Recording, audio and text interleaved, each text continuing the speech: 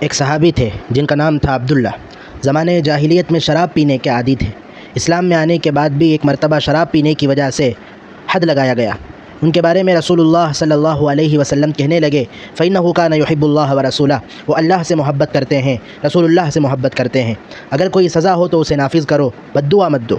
ان کی عادت یہ تھی، اللہ کے نبی کی مجلس میں بیٹھے ہوئے ہوتے تھے، جب کبھی حضور صلی اللہ علیہ وسلم کو اداس دیکھتے تو فوراً حضور کے پاس چلے جاتے تھے، کچھ نہ کچھ کہہ کر حضور صلی اللہ علیہ وسلم کو ہنسا دیتے تھے۔ یہی ان کا کام تھا۔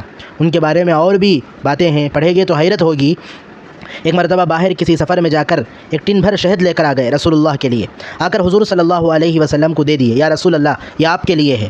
پیچھے ساتھ میں ایک آدمی کھڑا ہوا تھا۔ حضور نے پوچھا یہ کون ہے؟ کہنے لگے یہی شہد بیچنے والا ہے، آپ اسے پیسہ دے دیجئے۔ حضور پوچھنے لگے میں تو شہد منگوایا نہیں تھا۔ وہ کہے ہاں نہیں منگوائے، لیکن شہد اچھا تھا، میں تمہاری محبت میں لے لیا ہوں۔ حضور صلی اللہ علیہ وسلم مسکراتے ہوئے اس کا